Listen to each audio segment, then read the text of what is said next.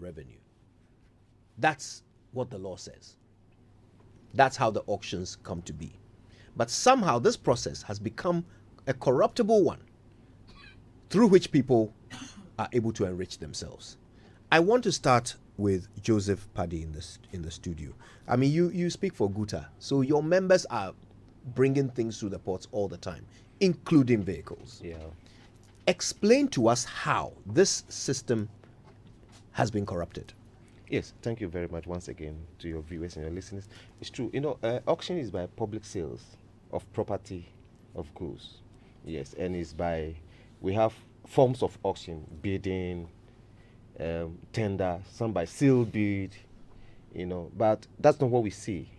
What happens is that when you bring your goods, you have about 21 days to get them out of the port. Vehicles, you have about 60 days to get them out of the port. If you're not able to do that, then government puts its hands on it, then takes it to the state warehouse. Then on a period of time, they put it in for public auction. So the public auction should be by bidding. Like I said, it can be sealed bid or public auction where by hammer. But that's not what we see. What we see is that they give allocations, cheat. You get a cheat from Office of the President, Office of the Chief of Staff. People come with cheat. So it's no longer public auction if it's by allocation. And like we said the last time. Wait, please, let's break it down. Someone brings a cheat from the Chief of Staff to the Office ports. of the Chief of Staff. And the cheat says what? This particular vehicle has been allocated to me, and therefore I'm supposed to pay such an amount. And what we see on the cheat, the amount is so as low as nothing that you can write home about. Give me an example of an amount for a vehicle. Maybe a vehicle has been attracted a duty of about 50,000, and then somebody comes with a cheat of about 10,000. Oh my God! Yes, you see. Meanwhile, maybe the owner of that particular vehicle could have even afforded about 40,000 or 30,000.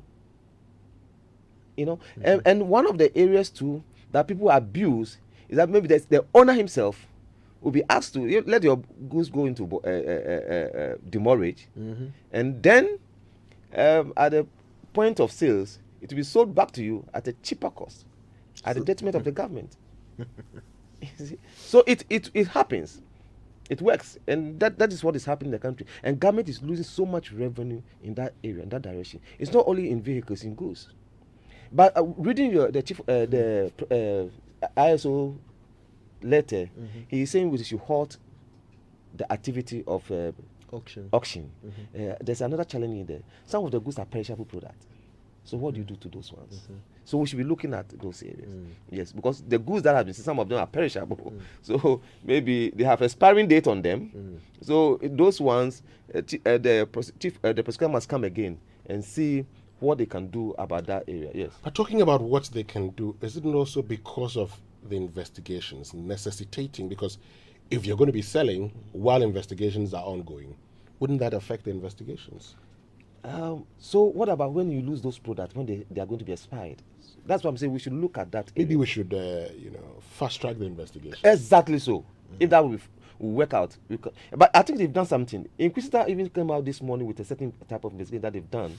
That per chief of the OSP prosecutor his investigation, some of the auctions has been allocated to chiefs, to parliamentarians, to party faithfuls, and to journalists. These four group of people are benefiting from that. Interesting. You see? But meanwhile, it's supposed to be public auction, where you and I can go and stand there with the highest bidder. Yes. So the point you make about people coming with cheats, and let's not pretend that's something we've heard over the period, that people come with cheats from the seat of government. So in effect, what is supposed to be open to the public after a gazette, it becomes something that the political elites take advantage of. Yes. Is that what you're saying? Exactly so. Who you know. So if you're not close to the seat of government, if you don't know someone, it happens. Is this something that the law allows? I mean, is there a law that says, the chief of staff or somebody at the presidency can write a chit so that an auction item is allocated rather than auctioned? I've not cited any law on that yet. Maybe there is, but I have not cited any. I have not cited on this any law on that regard. But it happens. That way it works. Even some of the goods that is being seized by national security, some of the vehicles that have been seized by national, they're being allocated. So we are saying that if you are going to sell it as low and as cheap as anything, if you're going to allocate, there are certain agencies in this country that need vehicles. So why won't you allocate it to them rather than sell it so cheap to who you know, the individuals? For example, the police need vehicles to operate. So if you have seized those vehicles, then instead of you selling as cheap, as low as even 5,000, they rather give it to the agencies to work with. That one will be better. That one, nobody will complain on that, rather than to give it to an individual to benefit. The other thing is that is the loss of revenue to the state. Yes. I mean, I wonder how it's incalculable if this is happening on a regular basis. And that's the other question I wanted to ask. How prevalent is this? Because if the duty is 50,000, the person importing it can't afford 50,000 but can afford 40,000. State will not accept 40,000 but will auction it for 10,000, thereby losing 40,000 rather than gaining 40,000 in revenue. If that is the norm, then you can understand why we are a poor country. How prevalent is it? It is. It happens daily. We go to the state warehouse and you see a lot of product there. You see, but their reason is that it's a punitive measures that they've put in place to keep people from taking advantage of this. So if it's a form of punishment for the importer, then why do you go as low as that? So what we proposed was that if the duty is like 20,000, then whoever is coming to buy that product, pay the duty and then take the product. Because the duty gave the owner couldn't afford it. So anybody who can afford the duty, they pay it. Then the revenue comes to government. But why do you sell it as low? Then give it to the person who brought it, and they tell you that one too, then the person has not been punished enough. So that next time he's going to do it again. Then we are saying that they let the person, whoever is going to benefit, pay the dutiable amount on that product and pick it away. But it's something that prevails. It happens. It's often. You go to the state warehouse right now, you see a lot of them. Go to state warehouse, you see a lot of cars. But some of the cars, I don't know how long. At times, the vehicle can also stay so long and get rotten. I don't know what informed those decisions. I don't know why some of the vehicles can stay as long as 4 or 5 years at the state warehouse. So before you even go and pick it, it's rotten. You see, and we lose revenue, and that's the reason why some of the cars are being sold as cheap as anything, because nobody wants them. But when they go and pick the good ones out of it, they leave the rotten ones, and then they go and auction them as cheap as anything. I think that those ones, it comes to the public auction, but the good ones you might not get them on the public auction. You get them by allocation, by cheats. So it's a challenge situation, and I believe government should look into those areas. So once the prosecutor is coming in here, it's a welcome news to the business community that if we are going to lose, and the sad part is that those people who goods have been seized don't even benefit. Some of them don't benefit from it. You know, and there's somebody sitting somewhere because he's a party faithful, because he's a chief somewhere, because he's a journalist who can talk on air, because he's the 4 group of people, because he's a parliamentarian who has links, they benefit from those ones. And we are saying it's wrong. The business committee says it's wrong. And something we've been talking about. This is not the first time we complain about this. Yes. We've been talking about this years. And government have been losing revenue for years. So people took advantage of it. And then they connive. You let your goods go to border the state warehouse and we'll help you to get it out. So we gave you 40,000. You get me 20,000. I'll help you to get it out. So the person pays 20,000 and gets his goods out. So you bring the goods to the market, and your product is cheaper than mine. Meanwhile, I pay the full duty. So you might not understand, appreciate. So these are some of the reasons why people complain, because you must see the same product and it's as cheap as anything. Meanwhile, we all bought it at the same price. I paid the same duty, but maybe somebody somewhere paid lesser duty, and it was given exemptions. These are some of the areas. So it's those 2 areas, the auction and the exemptions, that is draining the country. Huge exemptions that people benefit from the port.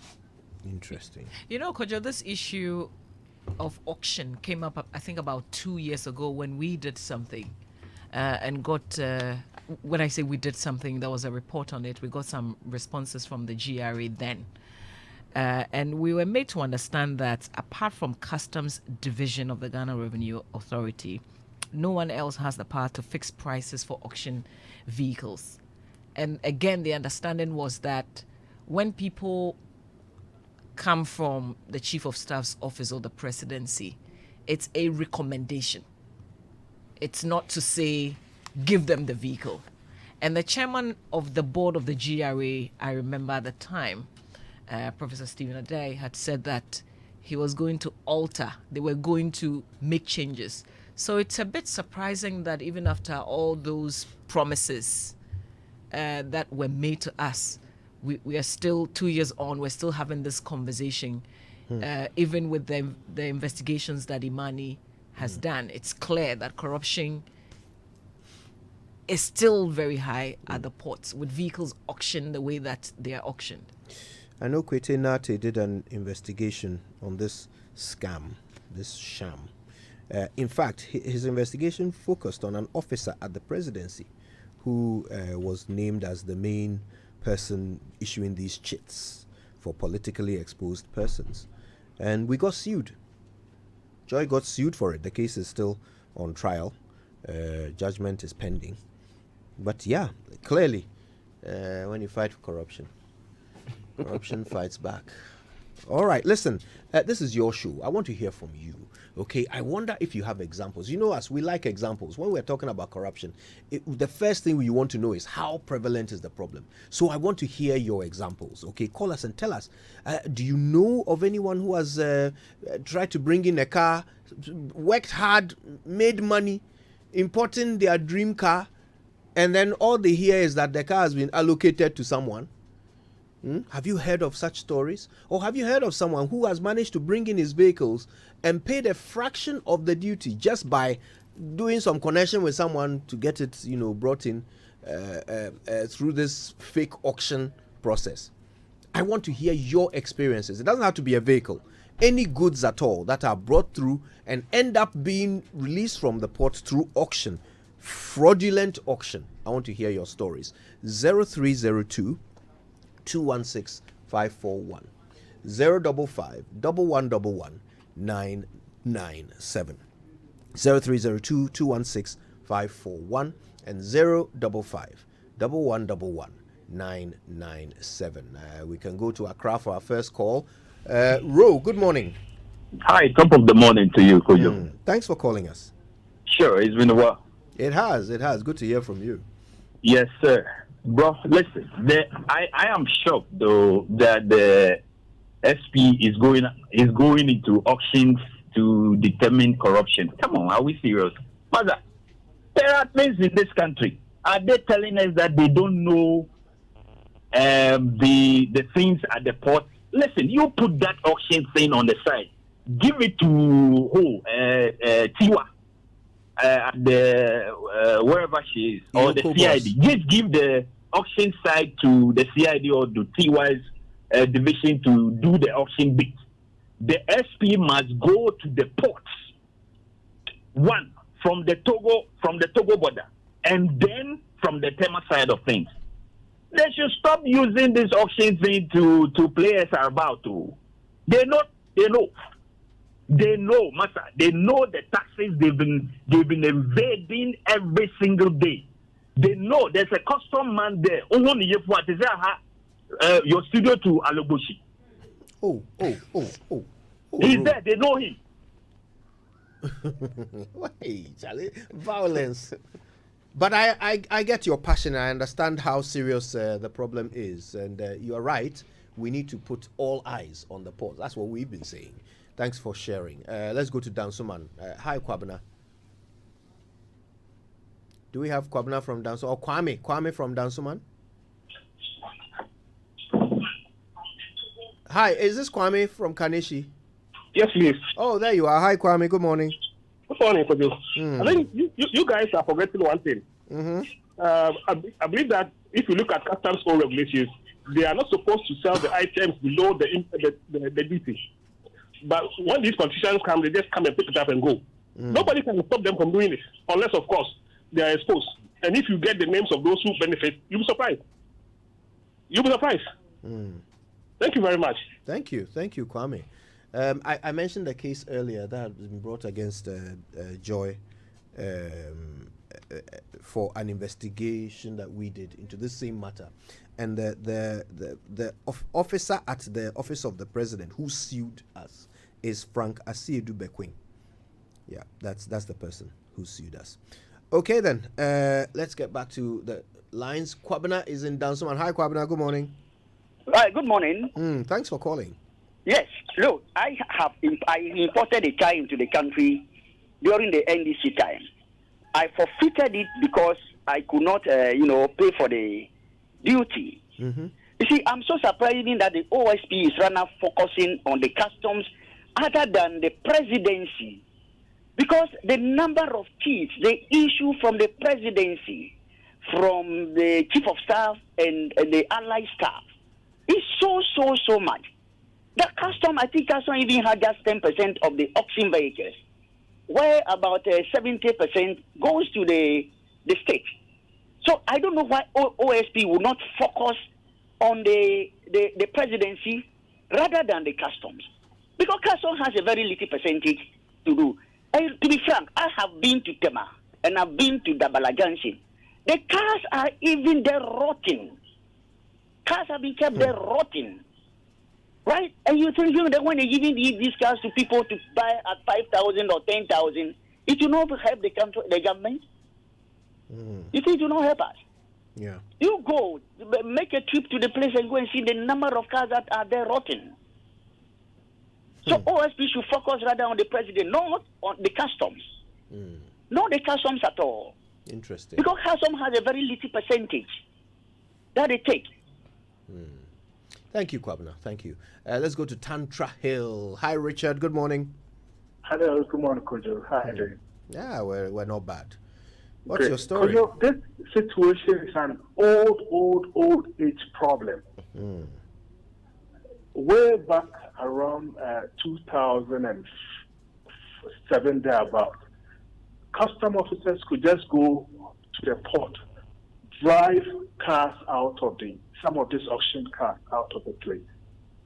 There are incidences where petrol tankers could go to the port to siphon fuel from vessels that have arrived because they want to evade taxes or whatever. So I want to suggest that we need a good management information system over there, where you have good security cameras that are being monitored. Anything that goes out or comes in is being monitored. Otherwise, all that we are doing is in vain. Thank you so much. Thank you so much, Richard. It's Papa Ansa from Latte. Hi, Papa. Ogonfu, good morning. Ogonfu, Papa Charlie. How are you? Oh, by grace, I'm doing well. So what's up? Good morning to Mama B. Ogonfu, you see, with this custom issue, I want to ask, you started this program since last week. Have you ever contacted custom officials to also come to the studio to explain how things are being done at the port? Because when you don't bring them, and it looks as if you are bringing in stakeholders, then you are not being fair to custom officials. We have Mr. Ohine at Jamestown. He has been in the system for long. You can come to the studio, explain to this Mr. Paddy and Co. there. They will not give you the technical know-how. Here I speak, a customer, an importer brought a Ford 150 and personal effect. He came to my office. He brought the deal. The things have been there almost 6 months. Papa, can you speak up a little bit? We are struggling to hear you. Hello? Yeah, Papa, speak up a little bit, okay? We can't hear you. You said someone brought a Ford F-150, and what happened? the deal to me. Hello? Oh dear, we seem to have lost Papa. The line was really bad. We were struggling to hear him. But you can call us, okay? 0302 216 541 055 1111 997. Papa, if you can call us back, that would be great. Now, listen, that story that I keep referring to, the one that had this individual, Frank Asiedu Bequin, taking us to court. It was an investigation by Joy News, which uncovered that some 151 confiscated cars, had some of these cars had their duty paid for by the office of the president. And this individual in particular, the Director of Political Affairs at the Chief of Staff's office, Frank Asiedu Bequin, wrote to the GRA telling them to allocate these vehicles to specific beneficiaries. So, of course, our own investigative journalist, Kwete Nate, reported on this. In one case, one of these vehicles, only 25,000 Ghana cedis was paid, and the vehicle was allocated. Uncle Morgan is in Niboy Town. Uncle Morgan, good morning. Yeah, hello, good morning. Thanks for calling. Yeah. I'm really happy you guys are having this convo now. My daddy used to be an immigration officer. You know, they work hand in hand with the customs. Yes. There was a point one of his colleagues was like literally forcing him to buy a Golf 4 for 1,000 cedis. As at 2009, Golf 5, sorry, for 1,000 cedis. But it was like, he doesn't like the idea of customs impounding people's cars and selling them for cheap prices. So he's not in for it. So he never purchased any of the cars. But then he wasn't happy the way they auctioned the cars. Like, it was literally like giving them out for free to their cronies and friends. So it's really bad. It's something that's happening for ages, you know. So it's bad. It's a hard time. The OSP stands his authority and this thing, because it's really bad and it's happening. It's happening. Okay. All right. Thank you. Have a good morning. Thank you so much. Let's go to Tema, the scene of the crime. Here's Justice. Hi, Justice. Good morning. Yeah, good morning, Kojo. Thanks for calling. Yeah, you people are doing well. Bless you. So you need to be congratulated. I have a solution. My solution is, if people, when you hit them hard like that, the blame comes to you again. So let's change the method. Let's start rewarding them.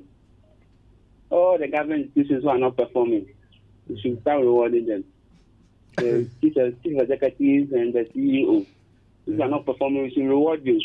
The whole year, we should give you an award for handling a company that you cannot pay your deficiency base. So we should start rewarding them. The corrupt ones, we should reward them. We should not talk about their problem, but we should reward them rather.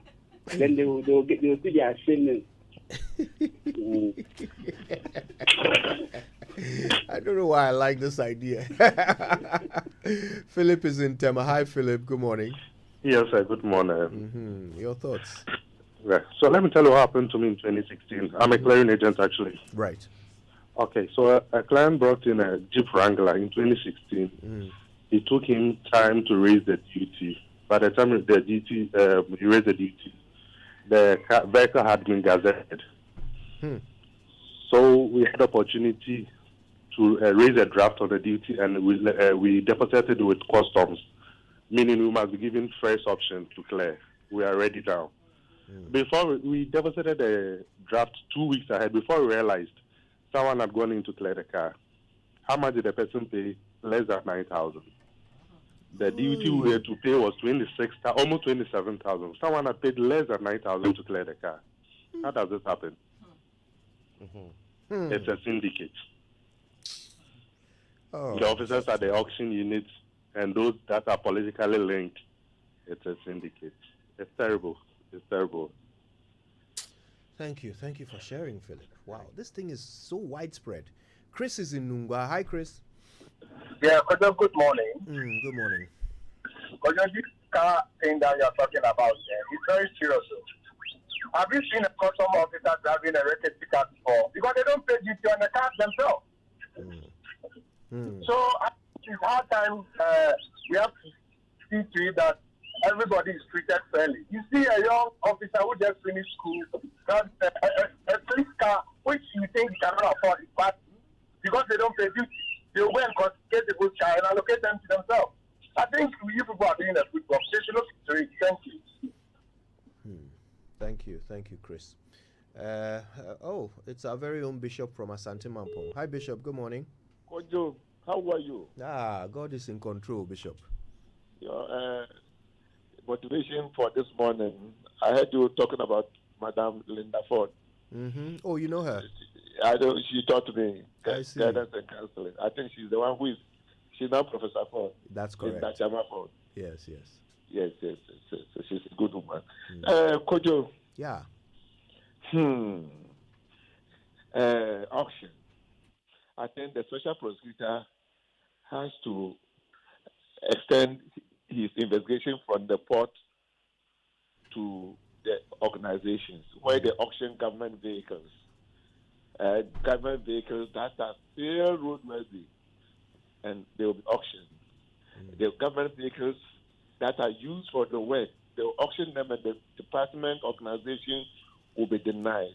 And the auctioning is just allocation, not auctioning. So please, and the date, I think they have to go beyond to even the beginning of this 4th of Constitution.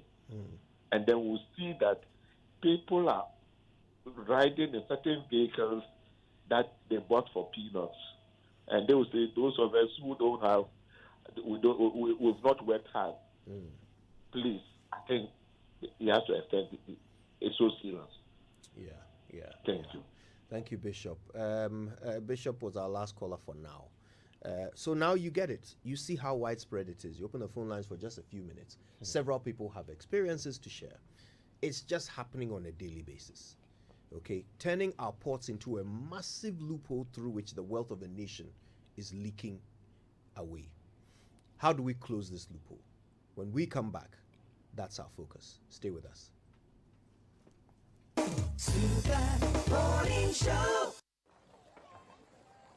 Imagine say water wake up at dawn. E no buff, e no chop. When it vanish for your area for 2 weeks, you not get one drop safe inside your tank. Hey. Hajia, our life was in dangerous. Only our neighbor gets water with water tank. Water tank? Yes, water tank. Mamma mia, that water tank gets meter for checking water level. That water tank be fine past Kumasi Selindion. That water tank be tough like Ghana Army. That water tank, they carry water pepe, so say some no go left inside the supply tank. What a tank! As my boss, Mr. Poncho, go talk. Beautiful, durable, with water level indicator and accurate volume of water. Water tank. What a tank! By Duraplast. Melcom Best Buy is on. Though we are still in tough times, Melcom says we're there for you. Save big at Melcom when you best buy your groceries, electronics, furniture, and all your daily need items at the lowest prices. Melcom, your one-stop supermarket for all your daily needs. Terms and conditions apply. Melcom, where Ghana truly saves. Melcom, where Ghana shops.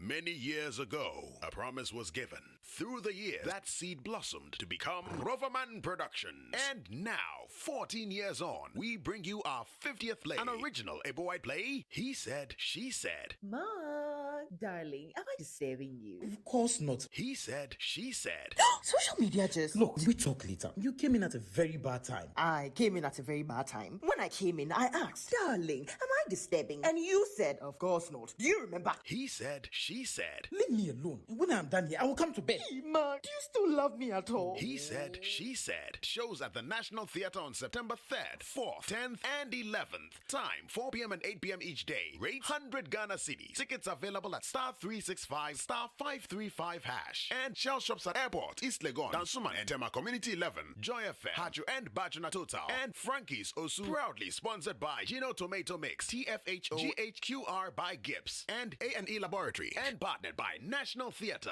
and Joy FM. Roverman Productions. Be the difference. Kickstart your day the safe and right way with a freshly brewed cup of piping hot coffee from Shell Bakery or Vida E Cafe. Reconnect and catch up with friends and unwind over cheesy burger goodness during your lunch break at Burger King. Relax this evening with drinks and meals at Honeysuckle and Starbites.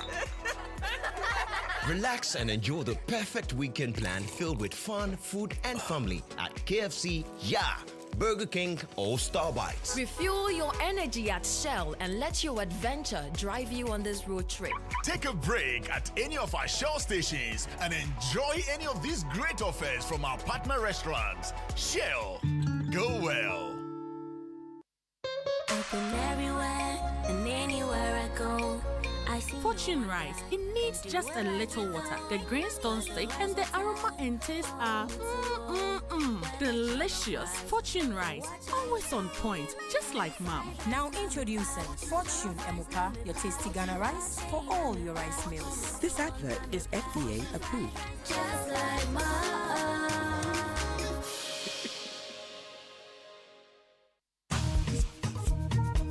Some institutions touch lives, leave lasting impressions, and are never forgotten. GCB, your biggest and largest bank in Ghana, is rewarding customers who activate their inactive account this season. From now till the end of October 2022, GCB is inviting all customers whose account have been inactive for over 2 years to activate their account and get exciting rewards. Go on, activate your account with any amount at any GCB bank branch nationwide. You may also activate your account on our online platform and enjoy the GCB experience. Customers who activate their account with 100 Ghana Cedi and above also get a 50 Ghana Cedi reward at the end of the month. Don't forget, terms and conditions apply. Hurry, get your account activated and link it to your Ghana card. Contact our customer service on 0302 681 531 or on toll free on 0800 422 422 for any information that you may require. GCB Bank PLC, your bank for life.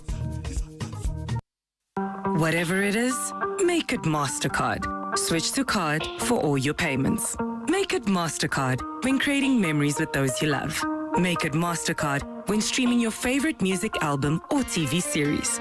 Make it MasterCard when doing your usual supermarket run, in-store or online. When filling up your tank for a thrilling road trip, make it MasterCard, the safe and convenient way to pay. MasterCard. Priceless. Super Morning Show.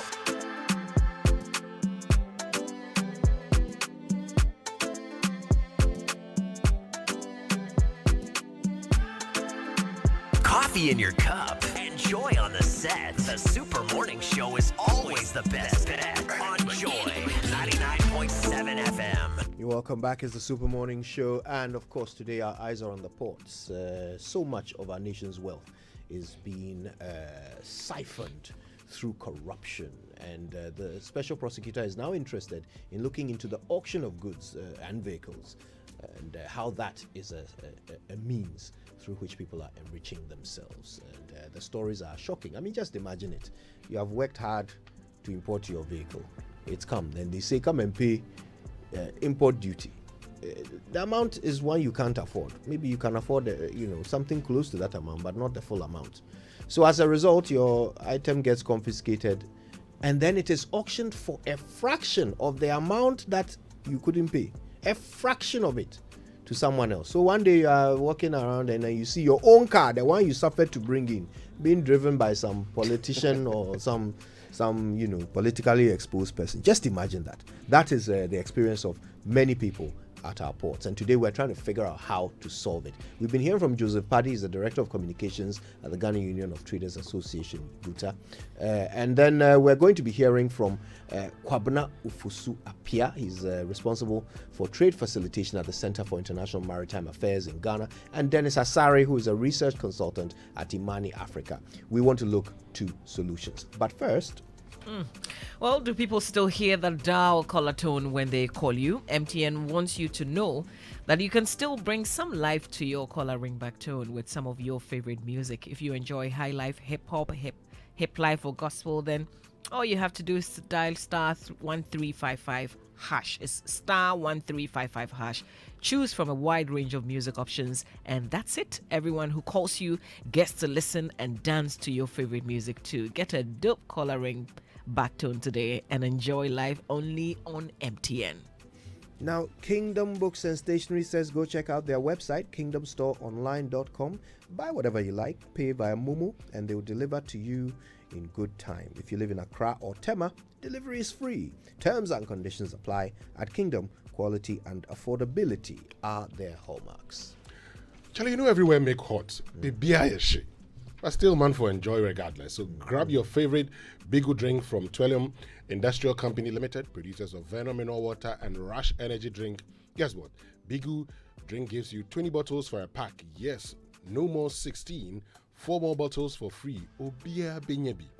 Boys, girls, mommy, daddy for the party, funeral, family day out, and any other social gathering. No wahala. Grab any of our flavors: cola, orange, pineapple, apple, cocktail. Bigu drink. Big in taste, big in flavor, big in quantity, and very affordable for all. Bigu Drink, another premium product from Twellium Industrial Company Limited, producers of Rush Energy Drink and Verna Mineral Water. All right, then. Now, I want us to bring our guests on the phone into the conversation. Kwabno Fuso-Apia of the Center for International Maritime Affairs, and Dennis Asare, who's a research consultant at Imani Africa. Dennis and Kwabna, good morning to you both. Good morning to you, Kojo, and the other panelists as well. All right. Now, we have Dennis. I think we're working to connect with Kwabna. So, Dennis, listen. Normally, in other parts of the world, when a problem is identified like this, a problem of national magnitude, a problem which solving it could solve our economic crisis, they would bring all the think tanks in the country together and ask them to lock themselves in a room until they have a solution. What would Imani Africa's solution be to this?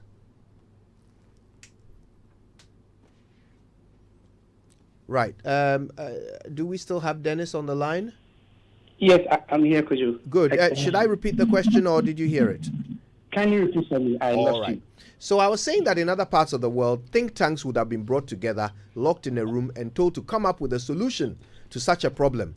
Since, solving such a problem could end up solving our economic crisis, they would be tasked with coming up with a solution. What would Imani Africa's solution be to the problem of leakage at the ports through these fraudulent auctions? Okay, thank you very much, Kojo. Good morning to you once again, and good morning to your listeners. So, hearing the callers as well as the brilliant presentation by Mr. Paddy, clearly, if you want to diagnose the problem or the drivers of such an insider manipulation within the auction regime, then we need to avert our minds also to the broader governance framework in our port. So if you look at Ghana's ports, it appears that there's an excessive influence of the executive arm of government over the major port institutions, i.e., the Tema Port, Ghana Revenue Authority, and all allied agencies that operate within our port. That is the Tema Port. That's the main port in Ghana. And so you see that most of the activities of GRA, because the appointments within GRA, that's the Customs Division, and all the other allied agencies, there's that sort of political interference or influence over their work. It creates room for the patronage networks and political clientelist network to leverage such political influence to make some benefits from the leakages within the system. So you hear how goods that are auctioned or vehicles that are auctioned being allocated to party faithfuls or people aligned to the ruling government. That is because the executive arm of government tends to have a lot of influence. Institutions. Another diagnosis that we can make is that if you look at the regime of auctioning, we've not built enough transparency within the framework, particularly within the vehicle auction regime. So if you look at the law, that is Section 59, it gives the Commissioner General that power to, when goods are forfeited, particularly motor vehicles are forfeited, to auction. But along the line, there's also allocation the auction sale is governed, if they still use it, is governed by the Auction Sales Act 1989. But when it comes to the allocation, it appears that there's no legal framework or regulation guiding the allocation. So when there is maybe a recommendation from the Office of the Presidency or any higher political office to the GRA, in some instances, it will be hard for them to maybe reject such recommendations. And as part of the work that we did last year in 2021, we identified that there are some instances where some of these allocations that went to the GRA, some of the information that we received was that it will be hard for you to turn down on such people. And you remember in 2019 when there was a bit of clash between the Confiscated Asset Committee as well as the Auction Committee within the GRA, and the Commissioner General even came out to say that the Confiscated Asset Committee doesn't do auction and that people who are interested in auction vehicles should deal with the GRA. So we've not built enough transparency within the auction system, particularly the portion that deals with allocation. Because if you look at the law, the same Section 59 of the Customs Act, it says that the auction, either by auction or allocation or any other method, the final price shall include duty and the taxes eligible on the motor vehicle. So even if the vehicle goes for auction or allocation, the price that the winner or the bidder gets should include or the duty that was supposed to be paid, as well as any taxes eligible. So the instances where we have recorded and even live on this show, where some vehicles can cater to people and the duties that they pay was lower than the duty initially on the importer. You cited Quitty's work on the auction regime, and there were instances where the report also identified certain vehicles allocated to people, but the duties paid were not equivalent to the duties charged on the vehicle. So that's about the transparency side. Another challenge that we've also seen within the whole regime is that we don't tend to publish the list of people who won the bid, how much they paid. You know, within the Gazette, it is the vehicles that are going to be auctioned that are gazetted and published at the General Assembly Press. But after the auction, the report on who received the vehicles, the price they paid, if you want to track this over the years, it will be very difficult for you to have such data. So all of these opacity in the system makes it possible for the patronage networks within the political class to leverage on the weaknesses in the port administration. So if you do a clear anatomy of corruption and insider manipulation within the auction regime, what you clearly see is that at the highest level are the political elite or politically exposed persons leveraging the influence of the executive arm of government over port administration, particularly on GRE within the auction regime, to get whatever vehicle they want. And in our work, there are times that some of the traders reported to us that if someone sits at the top and eyes your vehicle or your product, you must forget it, because the moment it goes into auction, whatever the person will do to get the vehicle or the goods, they can get it, because they are leveraging the influence of the executive within port administration. At the middle level too, you see some custom officials or other security agencies within the port aiding people who are interested in some of these auction vehicles to get some of these things at a relatively cheaper price. Then at the lower level are clearing agents and other players within the port who know people within the middle level. That is the custom institution as well as other security agencies, and who are also connected to some politically exposed persons, leveraging all of these networks to perpetrate the corruption and insider manipulation we see in the port. So that's the diagnosis of the auction regime where we have at the port. But by way of solution, what we would have recommended is that first, because allocation appears to be part within the law, we need to build some sort of a regulation to govern how these allocations are done. And when the allocations are done, the data must be transparent. For example, it should be easy for us to go to the GRA website and know that these vehicles were gazetted. At the end of the auction, these were the highest price, was allocated to this person on such a date, so that we tend to build some transparency within the system. Another point is that you see all of these decision-making revolves around a single person, particularly, let's say, the Commissioner General or any technical committee that he... And so that is power over. Right. I think we need to try and sanitize that line. It's a bit unclear. Do we have Kwabena Ofuso up here on the line? Within that space. That would be my initial reaction. All right, thank you for that, Dennis. We missed a bit of the end there. Is Kwabno Fusuapia on the line? Yes, I'm here. Oh, fantastic, Kwabna. Thanks for your time.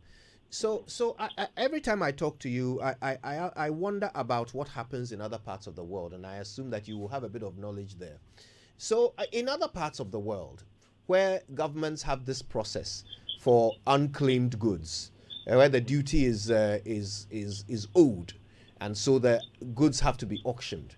My understanding is that there is a reserve price on these goods, and that reserve price is equal to or more than the duty that was not paid, so that no matter what, the government doesn't lose. Why is it possible in Ghana for the prices to be manipulated in such a way that high value items are sold for such low prices? Thank you very much, and good morning, Kojo. Now, I think the last speaker, I didn't get his name because I Dennis Asare. Okay, he's done a great job because he's laid certain issues bed. That's what I wanted to do first, to establish that allocation is not a sin as seen by the law, and any other method is also not a sin. I'm sure these situations have been informed by usage and practices with time. But all over the world, like you mentioned, the reserve price will have to be determined. But if you look at Section 59 and Section 2, it talks about the Commissioner General shall dispose of a motor vehicle which is forfeited to the state or sell the motor vehicle on an as-is basis. That's where the catch is. So for the reserved price, as-is, the way the vehicle is. Now, who determines the as-is? In our situation, vehicles that are coming, if it is new, we know how the valuation is done. If it is old too, we know how the valuations are done. Okay. Now, the reserve price, and the law is so clear on the other costs that you factor in. It talks about allocation on any other method shall include the duty and the taxes eligible on the motor vehicle. And if you go ahead to even look at the customs regulation, it even talks about surplus proceeds of sale. So it envisages a situation where the vehicle can be, or the assets we are talking about can be disposed of in such a manner that there might even be surpluses. That is, if it is netted, so that the owner of the vehicle probably, or whatever asset that we are talking about, can have some respite. You see, but you ask what is happening in other parts. I would just have to probably dwell on best practice. Best practice should be that at the time that the vehicle or the asset has been assessed and the value has been determined, in addition to other costs, like because it's on someone's terminal, a vessel brought it, the shipping lines, charges, and all of that. That is what has actually been captured in subsection 3 of Section 59. So you see, these things are there, black and white. So if we don't get it happening on the ground, I'm sure that's why the OSP, and for that matter, the SP, is wading in. So hopefully we will get some clarity, which will now probably shape our going forward. Okay. As to who determines the price, who determines other costs that have been occasioned. Okay, because it is so clear in Section 59 how the forfeiture happens. After 60 days, the law is so clear there is no ambiguity. It says after 60 days it is forfeited. Of course, usage and the practice as we have it here grants some dispensation to the Commissioner General to extend the time for the one who is forfeiting his vehicle. That is not in the law, but it happens. I mean, of course, you cannot begrudge because this is a human institution. But as to whether the law accepts these kinds of emotions that we are breathing into the law, that's another matter altogether. Okay? But, of course, and that is the beginning of the how the seed of corruption can be sold. You see, because when you set aside the law and you begin to use discretion in this manner, then a whole lot of other things can also pass.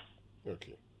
But, Commander, I mean, the other issue, and some have raised this suggestion, that this problem could be because of the values used in calculating the duty. So Customs says, based on our assessment, that is how much you must pay, irrespective of how much you bought the vehicle. Should we be looking at calculating duty on the price for which people bought the vehicle, so many people can clear their vehicles and as a result would not have to go through these vehicles being confiscated to the state? Okay, there is one plus for our customs division. They have come up with a very unique way of determining values of vehicles, particularly used vehicles. They are able to source the value from the home delivery value. And trust you me, this has been acclaimed the world over. So at least we've gotten this one right. Okay, there is no problem with how vehicles are valued here in Ghana. It is there. So even before you make an attempt of importing the vehicle, if you touch the right buttons, you will know how much it is going to cost you to take the vehicle out of the port. Okay, the problem probably might come with the taxes and all of that, which some people are not so. Have not availed themselves to, for which reason, or the source of funding. That is what causes people to overshoot the 60 days in the case of vehicles. Okay, but then if you talk about the value of the vehicle and why people get it that cheap, whereas the assessed value and the duty thereof is X, and then when it is either allocated or other methods are used to give it to somebody, and then the price comes down, that is where the opacity comes in. Of course, the person who is on the ground, I touch on an asset situation. It tells you that probably the vehicle, like Paddy was saying earlier on, the vehicle has been left there for a certain number of months, years, and our ports are very close to the sea. It depreciates very fast when you leave it at the port. So the customs can argue, they can argue that at the time they were selling the vehicle, it has deteriorated so much. But of course, it doesn't. This is not borne out of the fact, because sometimes after the 60 days, getting into the 70th day, people have turned themselves around wanting to take the vehicle with the original assessment. And by the time they get to do this, it's been allocated to another person. And where it is sold cheaper, I think that is where the problem is. That is where because if you get it cheaper, it means you might have peddled something else for the difference, either influence, either the proceeds, the net proceeds will be going to interested parties, and a whole gamut of other considerations. So probably that's where we'll have to look at the coming in of the special prosecutor, and for him to hold down a process tool that has been guaranteed by law. That's where my bit comes in. Like somebody was telling you how about perishable goods? Yeah. So probably some clarity will have to be brought into this, so that while you want to do good with the law, because clearly he's a very technical person, he's applying the law to want to do good. You do not create other problems for another arm of state to also begin to come with other reports. Yeah. I want to ask Dennis, because in your report, and when I say report, the analysis of the ports, which was the work that was done by Imani, understanding the drivers and enablers of corruption at the port, you talk about state-embedded actors, persons who are working in the state agencies, the ports, customs. And I wonder if this action that the special prosecutor is taking would get anywhere. Would he succeed? How far can he go? Yeah, thank you very much, Mamazi. So, in the past, when there are even corruption allegations or corruption investigations by the Customs Division, normally what we used to see is that even when they identify some wrongdoing, the punishment and the sanctions were done within the institution, and that there were no public, information on how the wrong happened, the trend of such wrongdoing or corruption or irregularity. But now we have an external agency given the power to investigate such matters and to report to the citizens. So what the special prosecutor is doing, the first step, or what it's going to do, is that it's bringing some sort of transparency or openness into the issues. So now we are going to hear about when they are done with the investigations, probably between the 2016 to 2022, the auctions that have been done, the amounts that were realized from it, the irregularities that happened. Such data is a very good starting point for us to start identifying how the errors occur, the people who or the players involved in those errors. And the special prosecutor also has the power to sanction. So when he prosecutes and someone is found foul to the law, then the sanctioning starts to happen, because in the past, after the wrongdoings have been identified, we rarely used to see sanctionings happening. So two things is that it's bringing some openness into issues that hitherto wouldn't be discussed. Another point too is that it is helping us to get to the point where sanctions are being applied to deter other people from leveraging the weaknesses within the auction regime for some private benefits or some political benefit that they get from the system. So in the end, if this thing should travel the full course, we are going to get data to make analysis to identify where the irregularities occur, the players involved, as well as if we are even recommending a review of the auction and allocation regime, how do we get it right here? All right, listen, we've got just a few minutes to go. I'm going to go round our three guests. And I'd love for each of you to tell me one thing you would change about the current system if you were to make it less corruptible. Just one step or process in the system that you would change to make it less corruptible. Shall we start with you, Joseph? Yeah. Like my brother rightly asked a question about how duties are calculated on the port with the home delivery value. What happens is that if the car was produced at a cost of $40,000, and then they use the $40,000, if the car is about 5 years or 4 years, they give you 3 years depreciation, and based on that you are paid. But WTO say let's use transactional values for our goods and this. That's what WTO says. But we don't use that. So that's why. So cumulatively, you see that the duty rate is extremely high. It goes about 50%. Add a 30%. So putting all together, it's about 50% duty rate. So as a result of that, that is why people look for ways and means. So we've been complaining that the duty rate at the port is extremely expensive. That's why people are not able to clear their cargoes and their goods. So government should look into those areas. And I don't know why government doesn't want to venture into.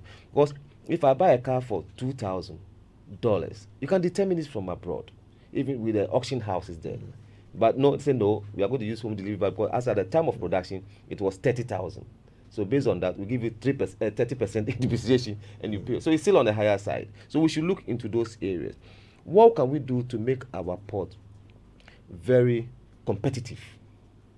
Because as it stands now, it's extremely expensive. What can we do to make sure the shipping lines charges are low? Because the demurrage can be as higher, more than even the cost of duty. The demurrage alone, you can pay demurrage on a vehicle about 20,000. Because the number of days they give you, 14 days. Some give you 7 days. Maybe the person have to go around looking for funds to clear. 7 days is not enough. And based on that... No, but when you ship the vehicle, you know that it's coming in. So by the time you're shipping, you should be prepared to pay the duty. The unforeseen circumstances. Yeah, I know. But unforeseen. So that's why we say give them some room for the benefit of the doubt. Maybe 14 days, 21 days. It used to be 21 days. We don't know how come the shipping line resolved to bring it as low as 7 days. You have only 7 days.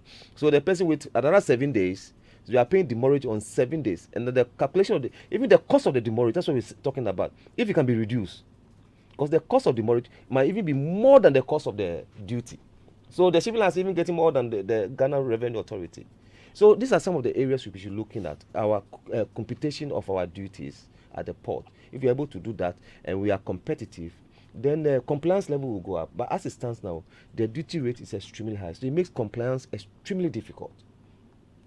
That's why people are always looking for ways and means. So those areas should be looked at.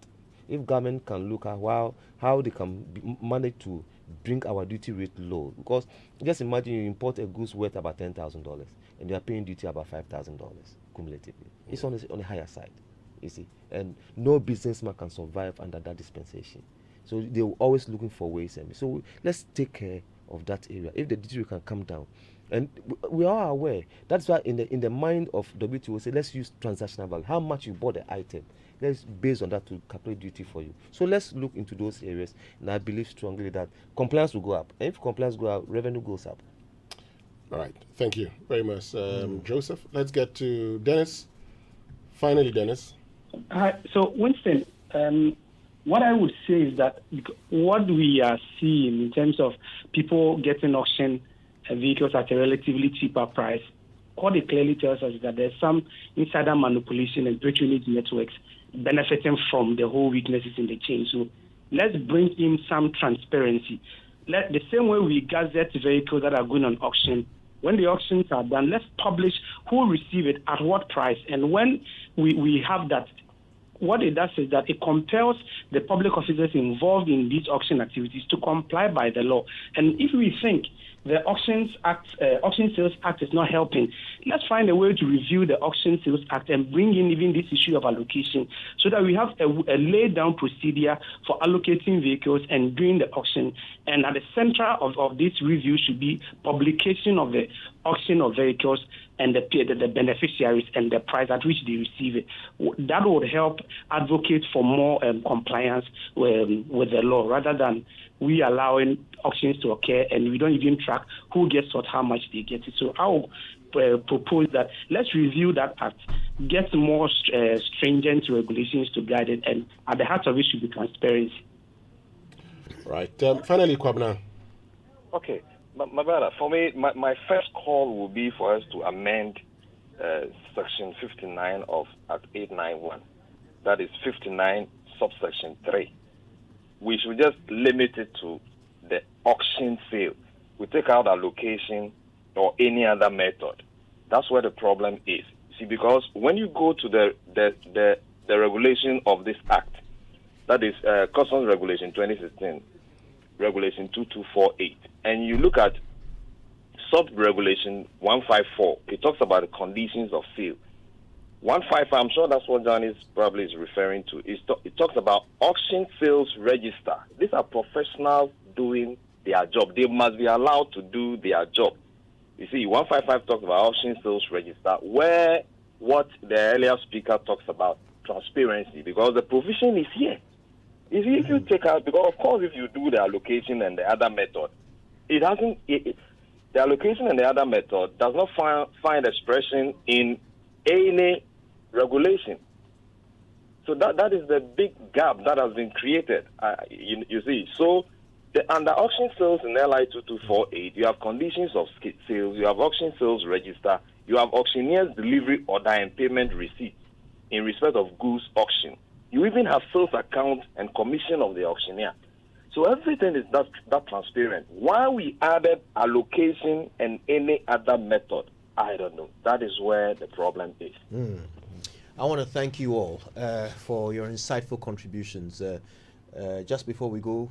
Yes, could you also... Kofi Bento, who is listening to the conversation, Vice President of Imani, says, in short, the actual owner of the vehicle should be given the first right of refusal, the right of first refusal, to pay the amount offered by the highest bidder.